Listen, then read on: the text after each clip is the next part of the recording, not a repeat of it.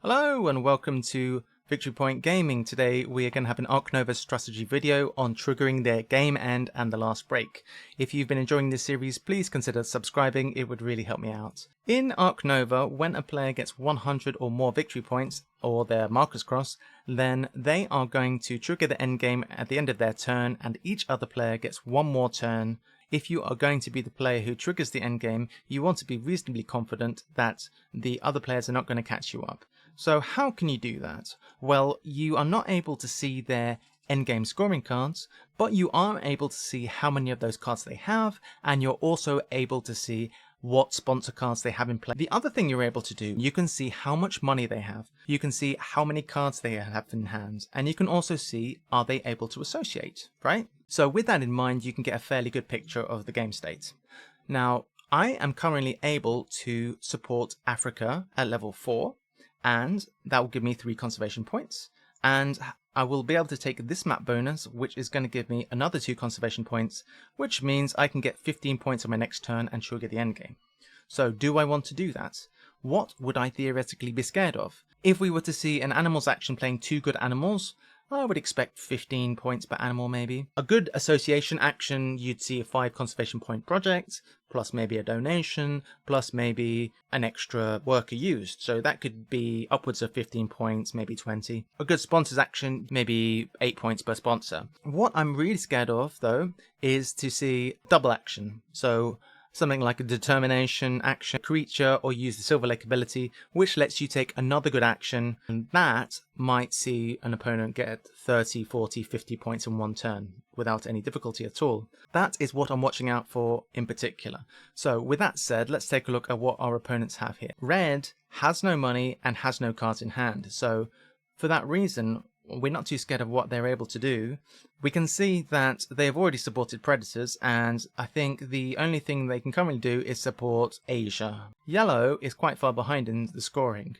They have a couple of enclosures ready. They are not able to associate, but they can go ahead and play some animals if they want. Again, not too scary. It's not a double action. Next, we've got blue, and again, blue is in the position where they have filled out the zoo, they have enclosures, but they do not have any money to play animals. They could potentially associate because they have the veterinarian, but I'm not too scared of one individual action. Having taken a look at the full situation, I feel like going ahead and triggering the endgame would be the correct move right now. I don't think anyone's going to be able to catch me up. I would have to have a look at all the sponsor cards and make sure that that's the best thing to do, but all things considered, triggering the endgame would be sensible in this situation.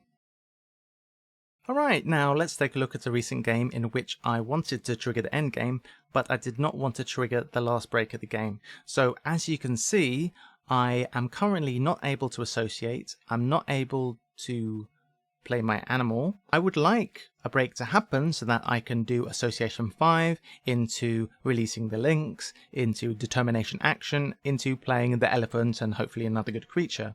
So I can't do any of that right now, so I could potentially cause a break, but let's think about that. If I was to cause a break, then blue could potentially take their turn, maybe a multi-turn with Silver Lake ability, and then red takes their turn, and then I take my turn and do my mega turn, and then blue takes another turn, and then red takes another turn. So I don't really want them both to get 2 more turns with full income. I'd much rather take some stalling actions. So in this case, what I do is I stall and I build a pavilion, finish out the zoo, and then blue and red do some stuff, and then I end up just taking some X tokens. And my reasoning is, if blue goes ahead and associates here, that's fine, like they're going to do it anyway, but red can't do anything too meaningful that I can see. And so what's going to happen is one of them is going to break, and ideally it'll be red. Because if red breaks, then I get to do my mega turn, and then blue and red only get 1 more turn each. They might be able to take more than 1 action, but they only get 1 more turn, and that's the ideal situation. So if we go ahead and see what happened in the game, I did build my pavilion. I got my 8 tickets from that, and then we went ahead and eventually what happened was blue caused a break, which meant that red got to have 2 more actions with full income.